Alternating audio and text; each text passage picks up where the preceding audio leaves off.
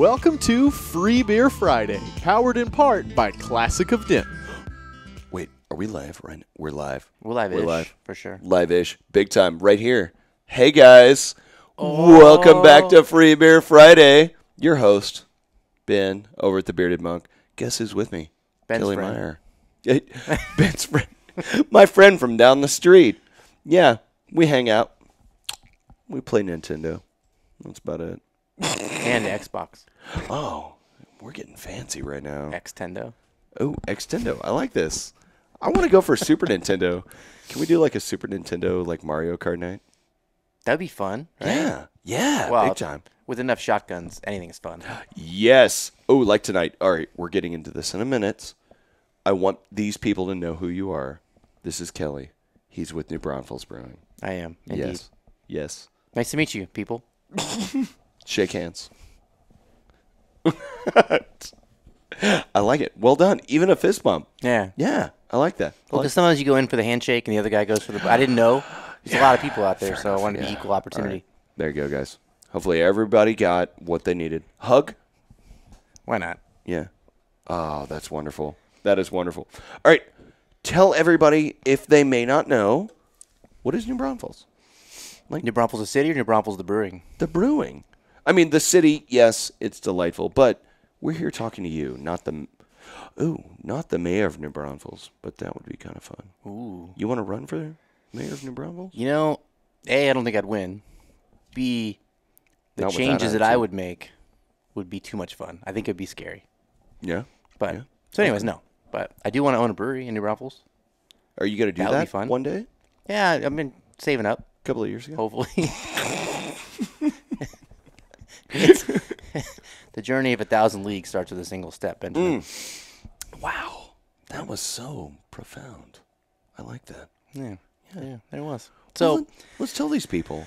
so New Braunfels Brewing Company is one of only 3 mixed culture sour breweries in the state of Texas that exclusively makes funky, weird, wild, fun, amazing, dry sour beer. Mm-hmm. So that's us. And so we do a lot of things with wine in it. We do a lot of things inspired by wine techniques. Everything's dry as far as no residual sugar. It's a lot of like really fun beers that we make, and there's a ton of them. So it changes constantly. And you guys have some really cool stuff over at the Monk right now, which is great. Right on. Some of our best stuff, actually. Oh. Mm-hmm. We snagged it right. You got Let's see lucky. how it is. Also, I set them aside for you, but yes. Oh, thank Yeah. you. Yeah. Yeah. Well, and tonight, what we've got, Saison de Clementine Yes, you do. on draft. It's actually the only keg of that outside the brewery on draft at this moment anywhere in the world, I believe. What in the world? Mm-hmm. Oh, and it's beautiful. I tried to do the artwork on the draft wall justice, but now after we were hanging out drinking, I'm a little in doubt about my art skills. Well, you can always, I mean, it's chalkboard, thank goodness, so you can go back and fix it. So. Go fix. And then how do you say the other one? Ranci. Ronci. Oh, that is so delightful. So it's actually, in my opinion, a funny story behind that name. But long story short, Ranci is the French word for bramble. So bramble fruit, because it's both raspberries and blackberries. And then, so you did, you had aged that on the puree of the two, and then blended them back together, right? So with that one, we actually did a little bit differently.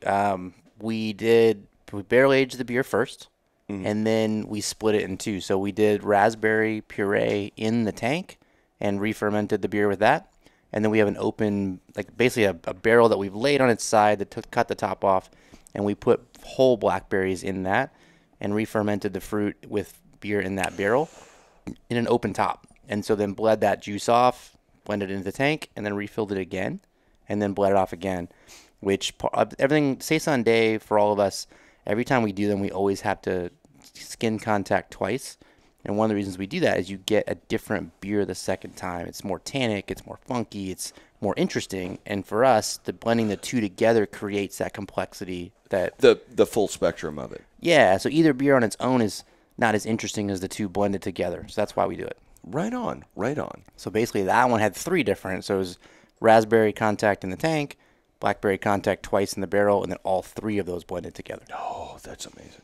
So one of the things I would love to do is come down while you guys are doing barrel tastings.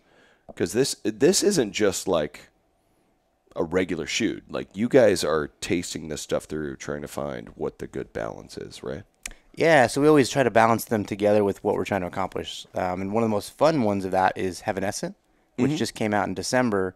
Last year was the first time we did it. I'm sorry, 2 years ago was the first time we did it, and then 2018 December was the second batch.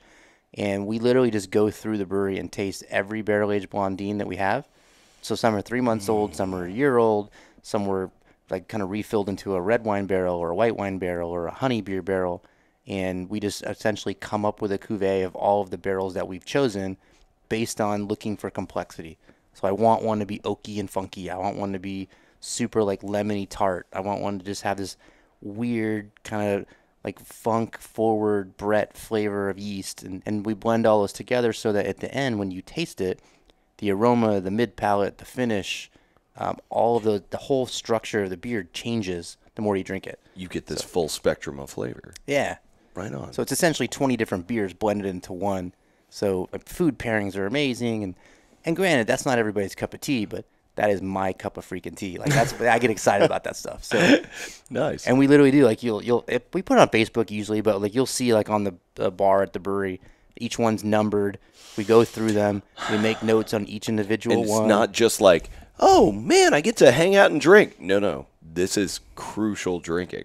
We always do it Monday mornings at like 10, so that we're, you know what I mean? It is work drinking. It's not Friday. Because if it's Friday night at 6, we're partying. We're going to chug something else. If I'm with you, I'm going to like shotgun a beer somewhere. So we don't want that to be what we're doing. We are actually trying to create this blend that literally over the next 3 to 5 years will continue to evolve in the bottle. It's serious business. At least we take it seriously. Well, yeah. And that's how we end up with this stuff. It is. This is not second rate. Oh, it's beautiful. It's first rate. Oh, first rate. Oh, I love that a it. thing? Cheers. I guess so. Yeah. Why not? Oh, that is so good. Did y'all taste? Did y'all hear how good that tastes? Do you want some? Yeah. There you go. So what can we expect to come next? Do you have plans? Yeah, so honestly, for 2019, the biggest focus that we have, well, I'll back up. So 2018, my biggest focus was expand distribution dynamically outside of Texas. So we're now in 6 different states, and we do well in those states, but for 2019, what I want to do is do better in Texas. So I'm coming to Dallas and Denton. Refocus back. Yeah. Like every 2 months. So I'll be up here for a week at a time every 2 months. Doing events, going to accounts, sampling beer, and just making sure that I mean, at the end of the day, Texans should drink our beer first, and it's fantastic to have it in San Diego, but Denton's more important, right? Oh, thanks. Yeah.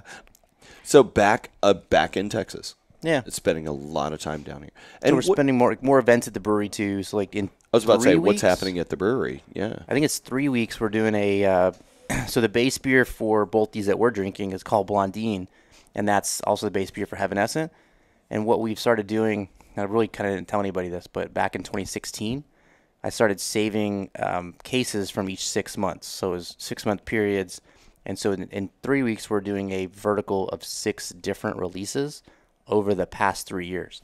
So you get to see how Blondine's evolved in the bottle, because all of ours are live. So they have live yeast and bacteria kept at 70 degrees. They're going to continue to evolve, change, dry out, get more Brett funkiness.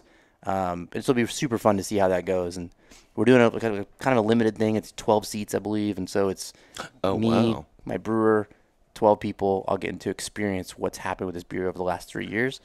And we're going to do more events like that. So the beer you're drinking is Very Seldom Naughty, blend 6.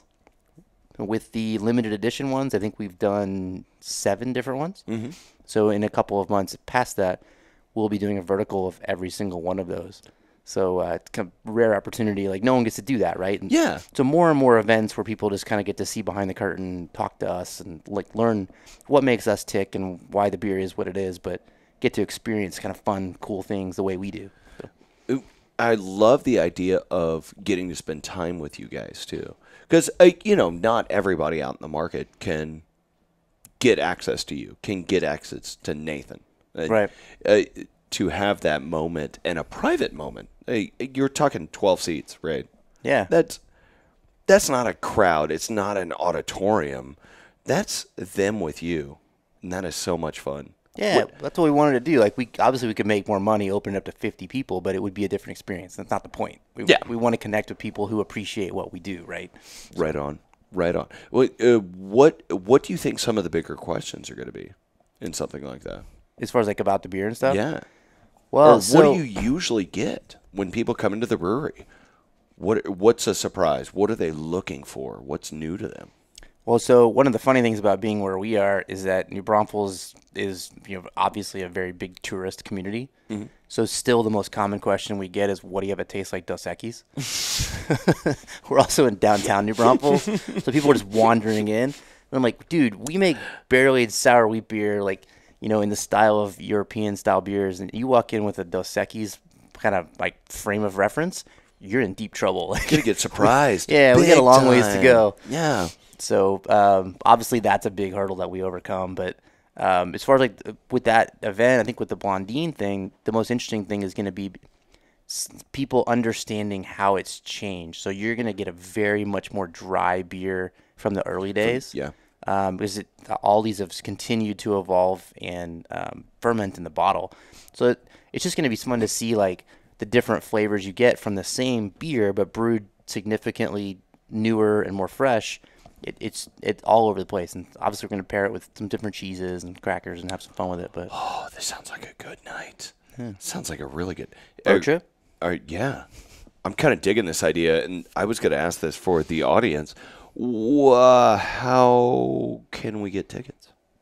You can get tickets. I think my wife is sending. So our bottle club gets first crack. Okay, fair enough. In all fairness, they may very well take all of those tickets, so it might wind up being a bottle club exclusive event. These dedicated folks. Yeah. But subsequent to that, it'll go out to the on our Facebook, obviously, and we have a newsletter, email newsletter as well. Wait, how do we sign up for the newsletter? I'm not on the newsletter. You should be. You don't get my newsletter stuff? I don't think so. How do I get on this newsletter? I'll take care of it for you, but how does through our everybody website else? normally. So you nice people could go to the website and sign up on our website. Okay, through like contact page. Yep. Nice. And what's the website? nbbrewing.com.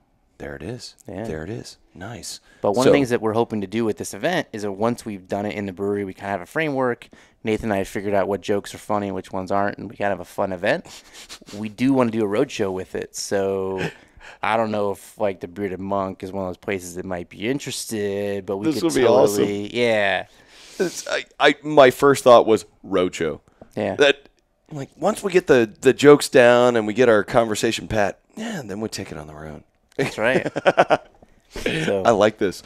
Nathan and I don't get to do a lot of Cheese and stuff beer together. roadshow. It sort of sucks because like he and I are each doing our own thing in such a way, and like he's kind of now focusing on helping our distributor in Austin like dial in that sales team. Mm-hmm. And so like when I'm up here, he's there.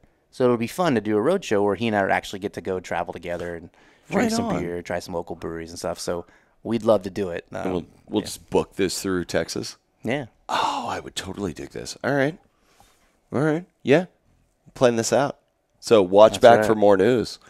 We'll be drinking Stay tuned. and eating cheese up here. Oh. Okay. Cheese at the Monk? Sure. Why not? Dude, and I've got to introduce you to Justin Bernard over at 10 to 1 Cheese. Yeah. Oh, it's amazing. He's a fantastic cheesemonger. Cool. Oh, yeah. I'm a big fan of cheese, obviously.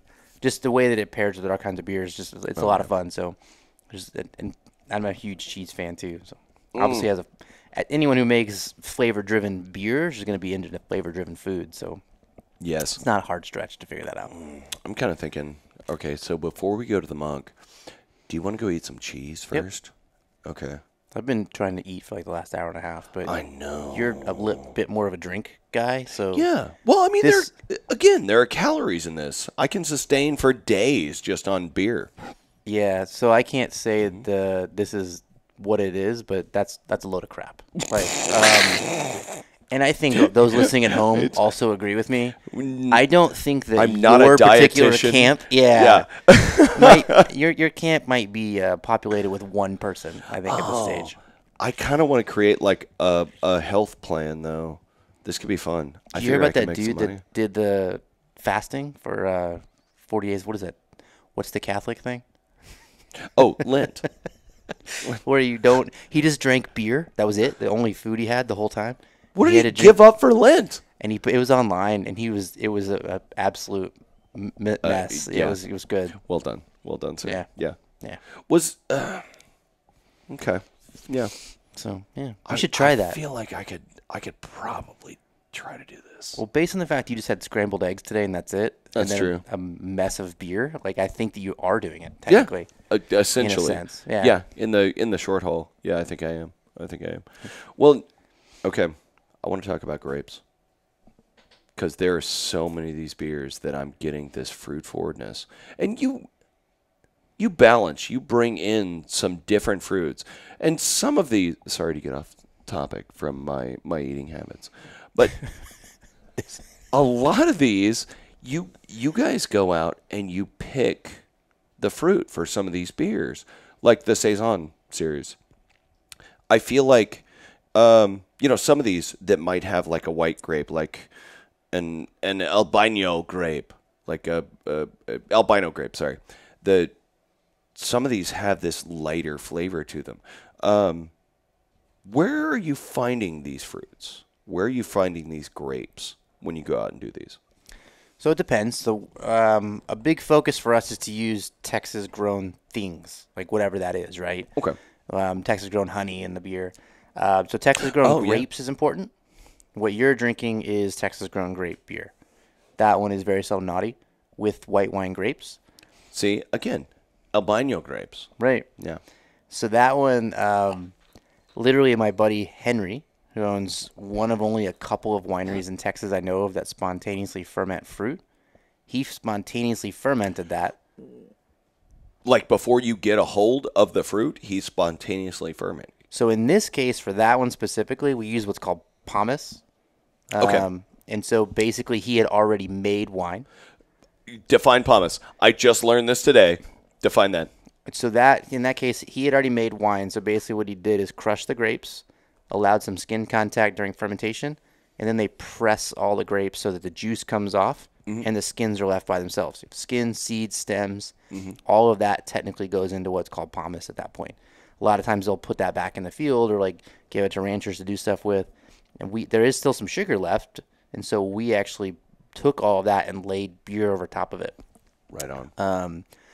And then some of the other fruits that we do, like you're probably familiar with some of the other guys in Texas that do sour beer, like maybe Jester King. I've heard of these guys before. So yeah, they're a small brewery, like not far from us, and so it's important for us. Like one of our concepts is that we are a contrarian brewery who believes in drinking outside the lines, and so we do make sour beer. Oh, I like that. Yeah, we make mixed culture beer. So does Jester King, right? So it's important to us that we don't copy them. Like that wouldn't be drinking outside the lines, nor would that be contrarian.